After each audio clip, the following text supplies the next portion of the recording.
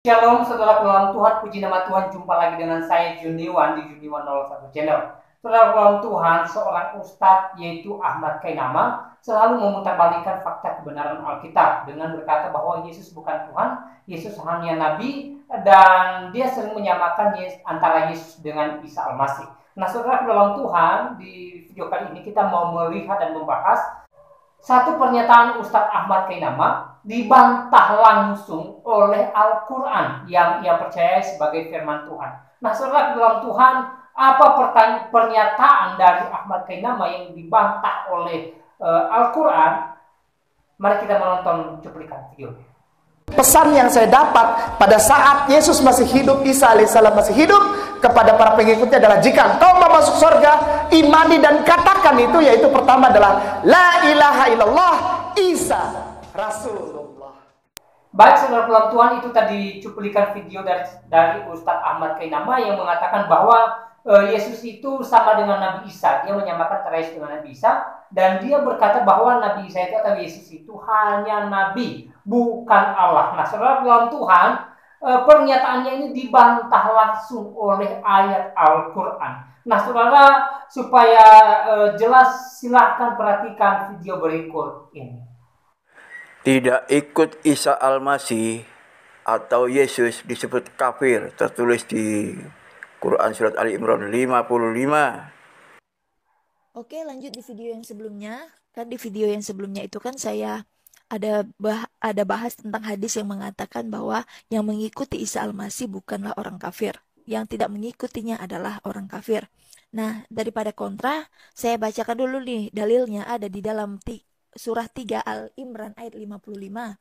Saya langsung bacakan aja artinya ya Pak ya. Ingatlah ketika Allah berkata, "Ya Isa, sesungguhnya aku mewafatkan engkau dan meninggikan derajat engkau kepadaku dan menyucikan engkau dari orang-orang kafir dan menjadikan orang-orang yang mengikuti engkau di atas orang-orang kafir sampai hari kiamat. Kemudian tempat kembalimu kepadaku. Tempat kembali Isa Al-Masih ialah di surga. Lalu aku putuskan antara kamu tentang apa-apa yang kamu perselisihkan." Wow, keren ya. Sebelum memahami Quran Surat Ali Imran ayat 55, sebaiknya pahami dulu siapa Isa Al-Masih dan Yesus itu. Ya. Quran Surat Ali Imran ayat 49 dan As-Saff ayat 6 mengatakan bahwa Isa Al-Masih itu diutus untuk Bani Israel saja, tidak lebih. Dan itu yang harus dipahami dan dicatat ya. Di Injil sendiri, Yesus mengaku diutus kepada domba-domba yang hilang dari umat Israel. Itu tercatat di Matius 10:6 dan Matius 15:24. Itu yang dicatat, jangan harus dipahami itu. Jadi terkait dengan Quran Surat Ali Imran ayat 55, yang dimaksud kafir di situ adalah orang-orang Israel yang tidak mengikuti Isa Al-Masih atau tidak mengikuti Yesus. Itulah yang disebut kafir.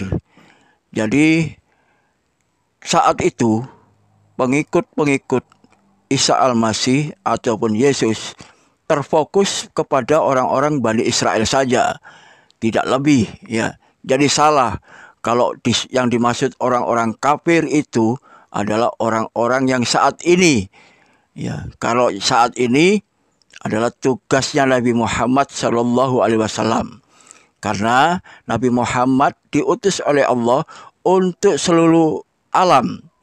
Ya, itulah yang dimaksud. Jadi jika ada yang mengaku dari Muslim tapi tidak paham kemana Isa Al-Masih diutus, itu pasti Muslim abal-abal.